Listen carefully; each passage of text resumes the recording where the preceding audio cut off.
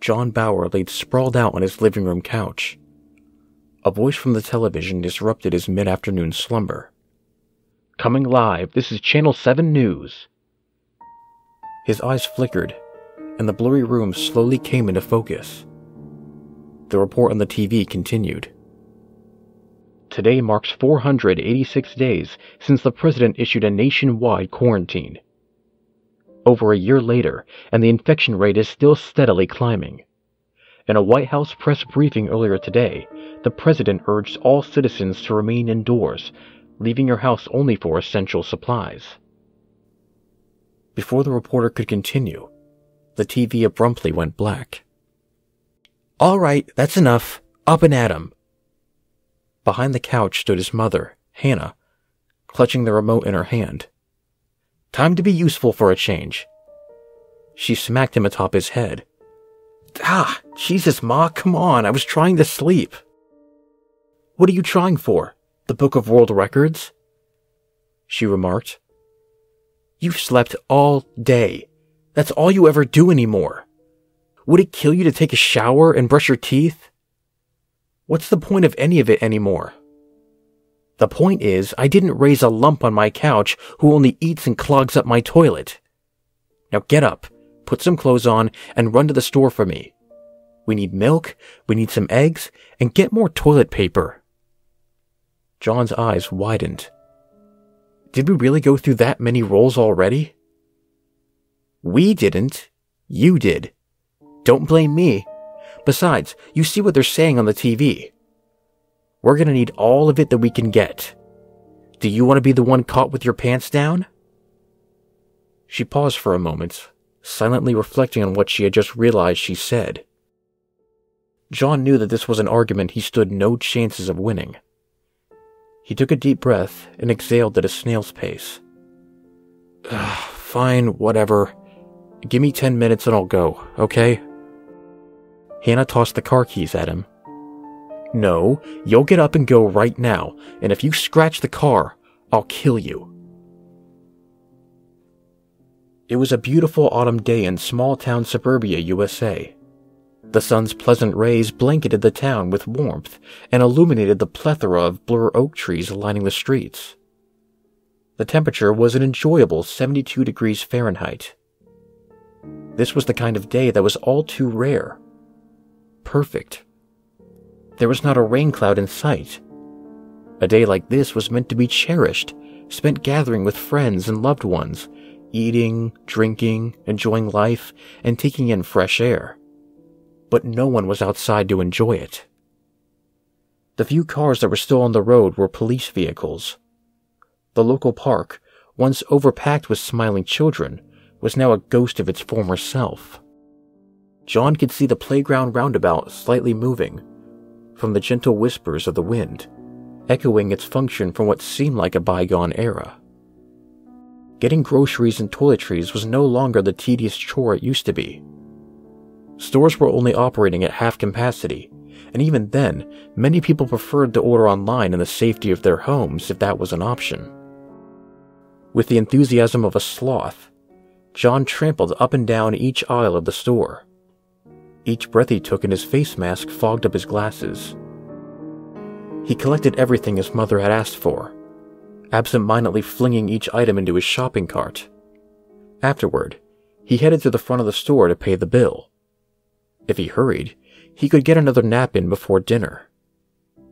A large plastic sneeze guard separated him from the cashier. What an ingenious idea! Except for the fact that the cashier would be touching and bagging up everything he bought, rendering any protection the sneeze guard could give effectively non-existent. The cashier was a young woman, the same age as John. Her disposition matched John's to a T. She was no happier to be there than he was. All right, your total is $185.72. She moaned as she clicked away at the register keys. You gotta be kidding me, John mumbled under his breath. Fine, whatever, let's get this over with. He slid his debit card under the sneeze guard. I'm sorry, she said. You don't have enough money on here. Damn it. Okay, fine, I'll pay the rest of it in cash. I'm sorry, but I can't accept cash right now, cards only. So what the hell do you expect me to do? The cashier pointed at his shopping cart. Well, you have 4 packs of Mega Roll toilet paper. Maybe put a couple back. After settling the bill, John began to make his way towards the exit, when thunderous shouting erupted. Get on the ground now! Hands behind your head! It was a police officer arresting a man and a woman. This is crazy! The woman shouted. You can't do this to us! It's only dry eyes, I swear. I just tested negative. I have my test results in my car, pled the man. Their protests fell on deaf ears. He finished slapping the handcuffs on the man and turned his attention toward the woman. She tried to think of a way out of this predicament. Can't you just give us a warning? It's just allergies. We have our masks and we just left them in the car. It's impossible to breathe in those damn things. Sorry, ma'am, but you know how this works. The officer shook his head. If you want to come inside, you need to wear a mask. John was as white as a ghost and began to shiver. He had not seen anyone arrested for something like this. He'd heard about it, but never thought it was true. Mostly everyone he knew broke the rules one time or another. No one took this stuff seriously. That is how the pandemic spread as fast as it did. In the car, John tugged at his seatbelt that was firmly hugging him. It had become more uncomfortable in the years since quarantine. A year locked in the house takes a toll on a man's body, particularly on the waistline. Just 2 years ago, when he was a senior in high school, John was the star quarterback of his school's football team. His rock-hard abs had atrophied and softened into a belly bulge. AM radio serenaded the car ride home. Whether it was the television or radio, news of this pandemic dominated the airwaves. A voice on the radio began speaking.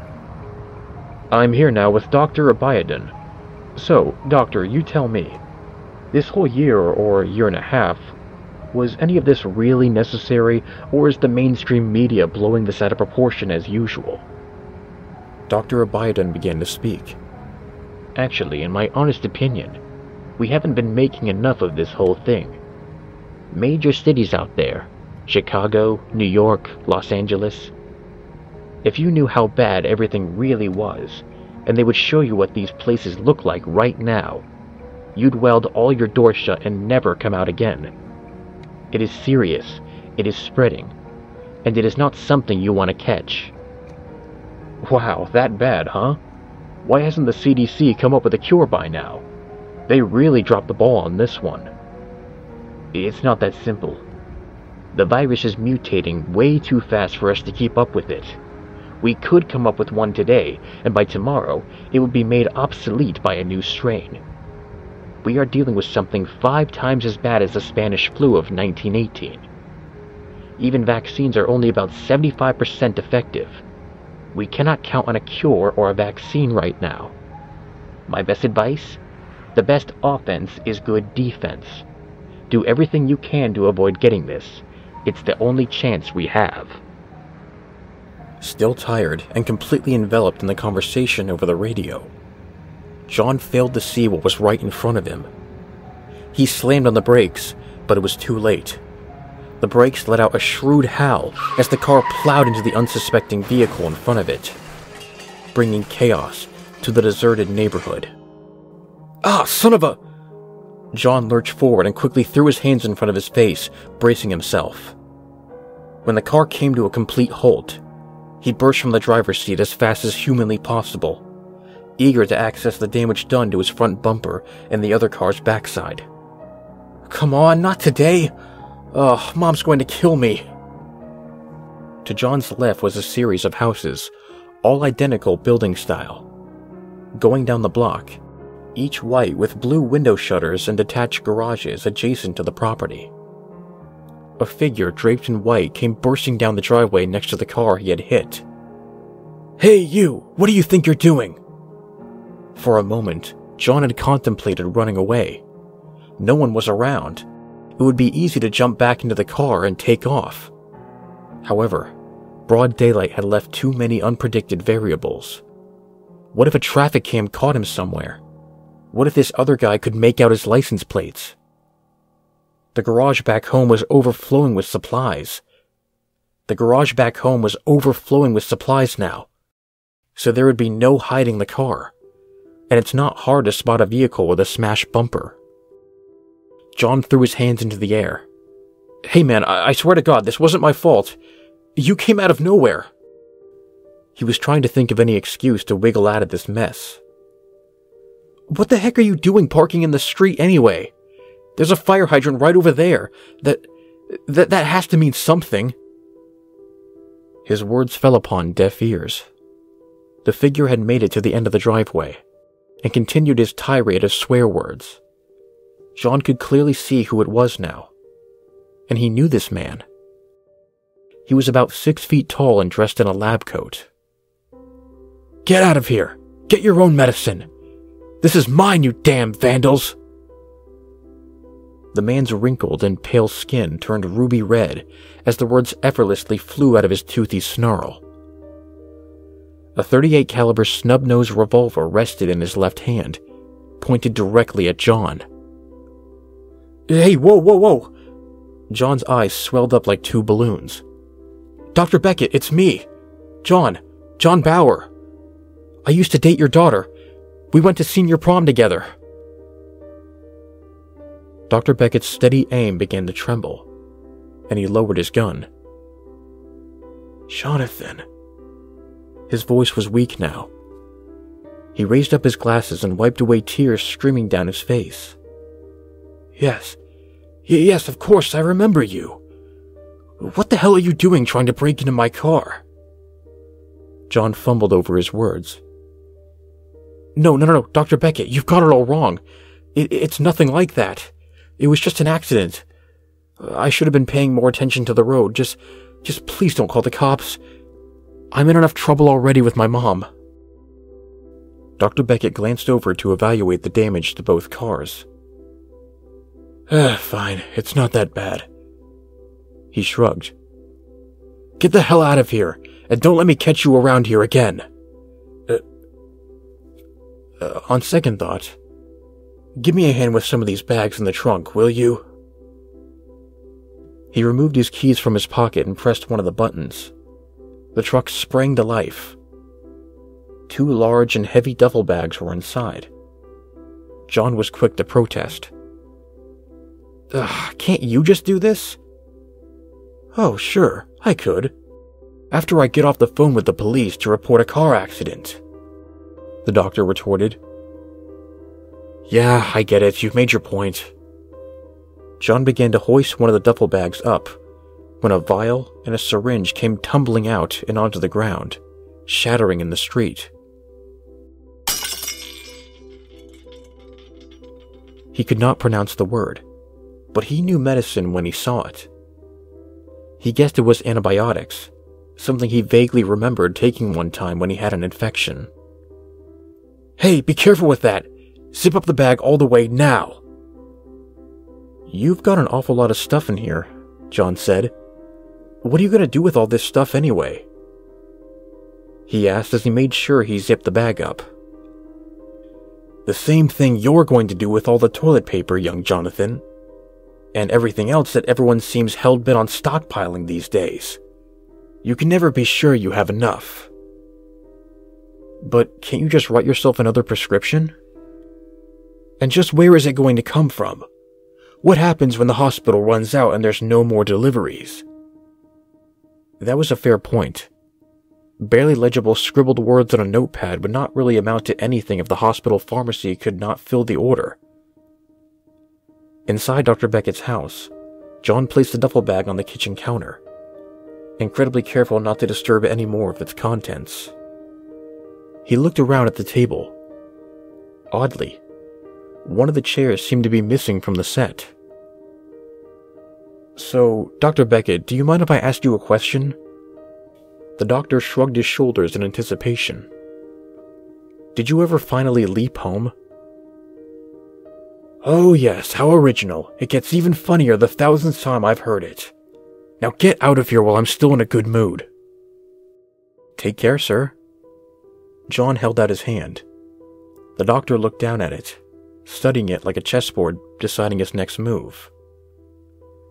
10 seconds passed before he reciprocated, and the pair shook hands. "Just, in the name of all things sacred, keep your eyes on the road and your head out of the clouds." "Absolutely." "If you haven't done so already, please make sure to talk with your mother and schedule an appointment to get a vaccine. I cannot stress how important that is."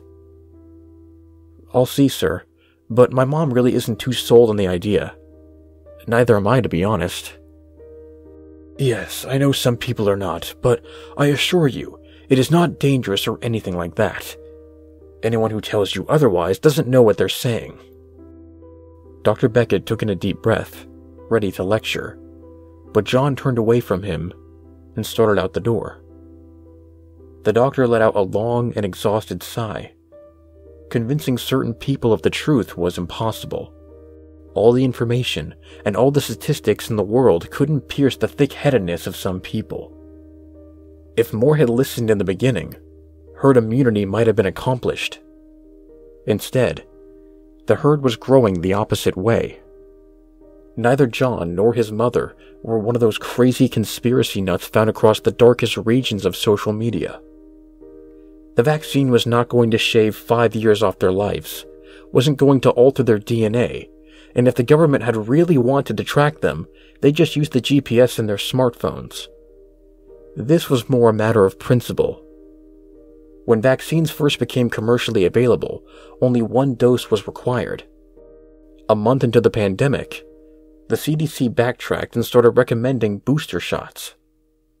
Now in some places across the United States, people were on their 3rd or 4th doses of the vaccine. Who would really want to take it? If multiple doses weren't enough, was the vaccine even working?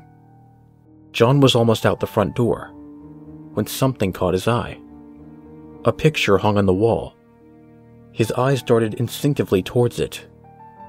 He was in the photo. It was a relic of a simpler time. In the picture he stood, 20 pounds lighter than now, next to Dr. Beckett's daughter, Samantha. It was the two of them on the night of the senior prom. Him in a black tuxedo, and her in her beautiful burgundy evening dress. His hand wrapped around her back and ran through her long, wavy dark hair. Even in the photograph, her electric blue eyes lit up brighter than the sequins on the dress. Although it was only a couple of years old, a century may have well have passed. The world was so different then. There was no pandemic, no quarantine. People congregating into groups more than 10 wasn't a felony. Seeing himself in that photograph with Samantha reminded him of the last time he was truly happy. "Hey, how has Samantha been? Did she come home from DePaul?" Dr. Beckett fidgeted with his glasses. "She's doing okay. She's not here," he said. That only partly answered his question. Sure, she wasn't here right this moment. But was she back home at all? Or still in Chicago? "Well, if you could please tell her to give me a call, I'd love to hear from her. Maybe see her again if she's back in town." Dr. Beckett threw his fist into the air. "Certainly not. Not until you've had your vaccine." "So she is back?" "Oh, come on, man, that's bogus. I'm not even sick." A stillness filled the already damp and muted room. The doctor flounced over to John and looked him dead in the eyes. He did not know the definition of personal space. "Now you listen here. His cold, bony finger pressed into John's chest like a serrated blade. "Thanks for the help. Now get lost and don't come back." John staggered back. "Would you calm down, man? What's your problem?"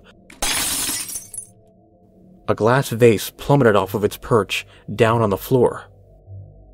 "Damn it! Now look at what you've done, you idiot!" He shoved John further backwards. Bits of broken glass crunched under his sneakers. "Hey, don't blame me. You're the one who started shoving. It's all your fault."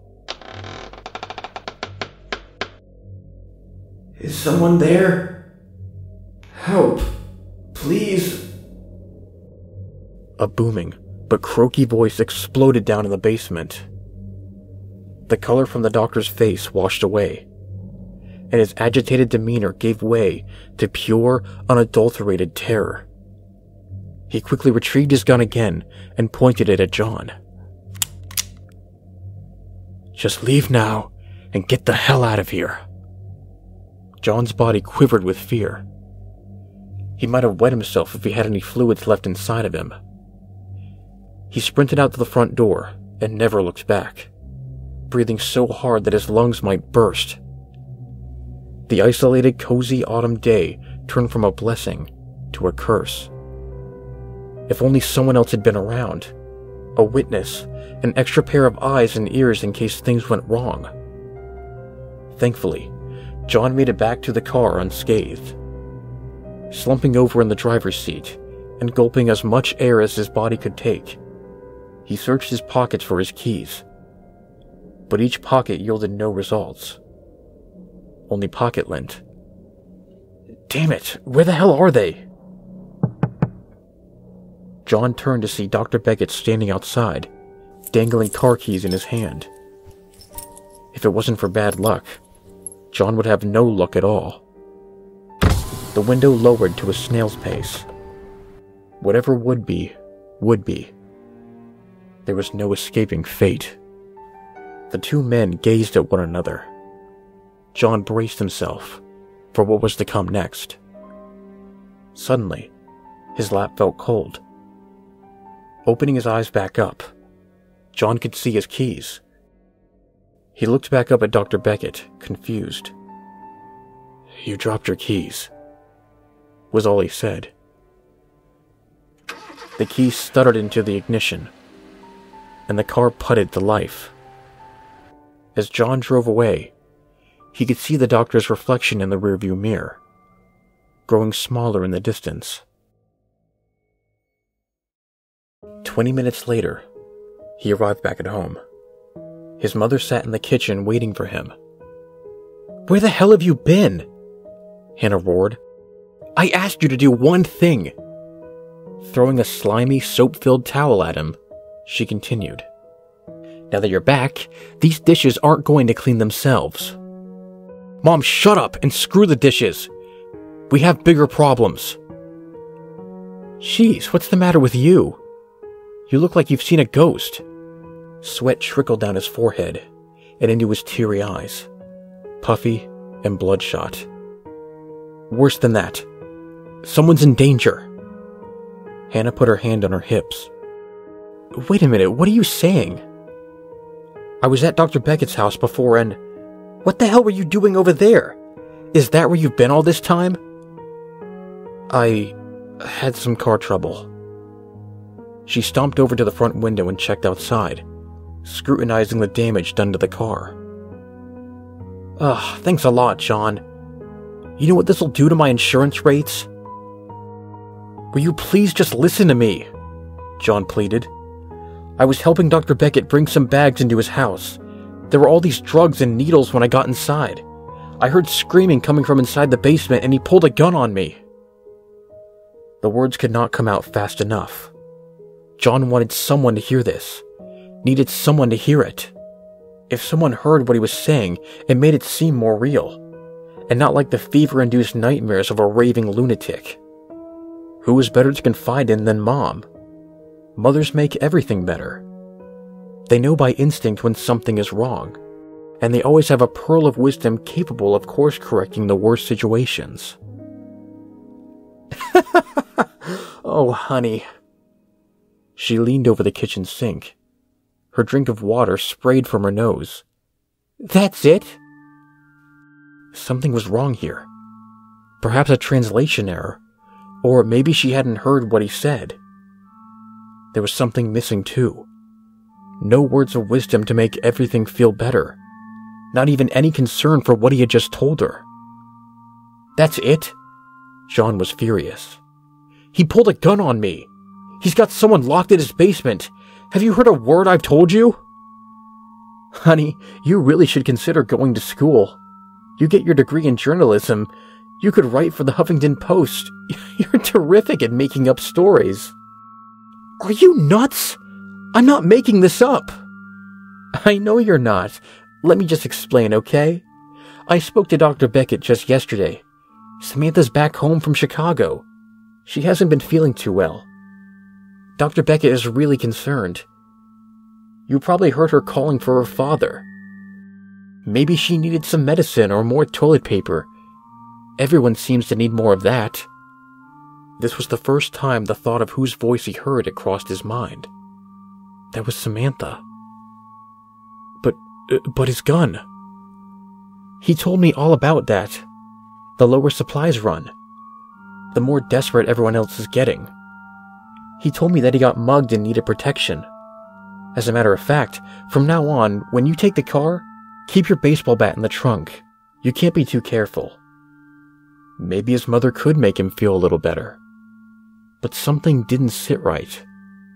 Mothers are seldom wrong, but there is a first time for everything. John couldn't let this go. Not until he knew that Samantha was okay. Quarantine be damned. No social distancing rules would keep him away. Not until Samantha's safety was assured. It was 2:30 a.m. when Hannah's dinged and dented car quietly puttered into the neighborhood. To avoid being seen, a black-clothed John parked down the street. Unable to eat at dinner time, he took one last bite of his teriyaki beef jerky and shoved the rest into his pocket. The trunk popped open, and out came John's Louisville Slugger. Better to have it and not need it. The plan was a simple one. The side of Dr. Beckett's house contained a basement window. Peek inside and make sure Samantha was okay. Damp grass tickled John's abdomen as he dragged closer to the window. Pure blackness emanated out the window. Squinting his drowsy eyes, he tried to make out what was inside. "Hello?" he whispered. "Samantha, you down there? It's John. Are you okay?" He inched closer. There was faint movement in the far corner of the basement. Ah! There was someone in the basement, but it wasn't Samantha. Pressed up against the glass, leering back at John, were the cruel, malicious eyes of Dr. Beckett. A husky and guttural growl filled the air. Racked with fear, John couldn't escape the doctor's paralyzing stare. But curiosity has a certain magnetism to it. Averting his eyes to the corner, the source of the sound became frighteningly clear. It was Zeus, Samantha's Doberman, 70 pounds of pure muscle on 4 legs. He sprang forward like a furry rocket and latched onto John's leg. Razor-sharp teeth tore through his pants like a hot knife through butter. He wanted to pass out from the immense pain there and then, but he couldn't. If he did, it meant certain death by Zeus. Or heaven knows, what if Dr. Beckett had dragged him into the house? He dropped his baseball bat after he'd gotten bit.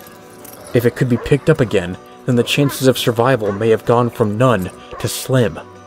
But it was no good. The beast of a dog was dragging him further and further away from the bat. That's when he remembered the beef jerky in his pocket. A big dog like Zeus doesn't get that way starving themselves, and even the toughest of dogs love some treats. Tugging at his pockets, the half-eaten teriyaki beef jerky plummeted to the grass. Hopefully Zeus was not a picky eater. "Here you go, Zeus! Come on, buddy. I know we never got along, but please eat the freaking food and not me.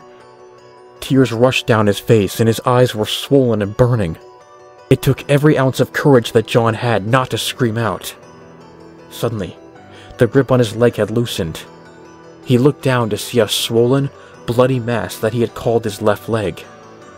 It was unclear what would be bigger: the physical scar that was sure to manifest, or the emotional scar left behind from the event itself.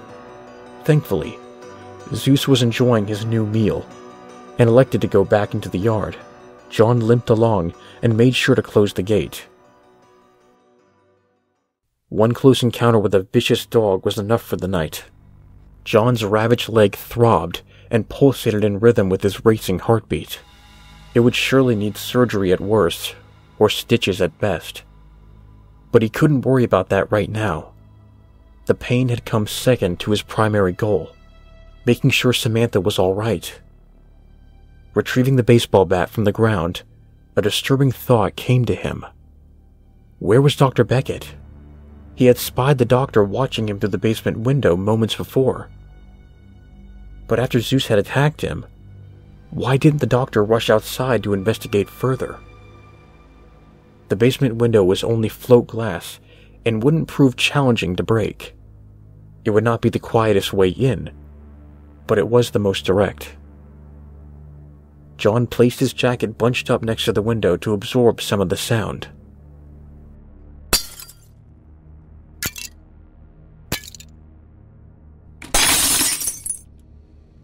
Three decisive, yet subtle whacks, and the glass gave way.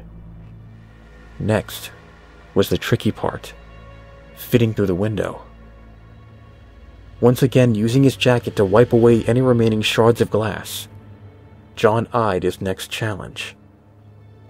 Here goes nothing, he thought to himself. The windowsill hugged and crushed his dumpy frame. Halfway through, he began to second-guess his decision, but there was no turning back now.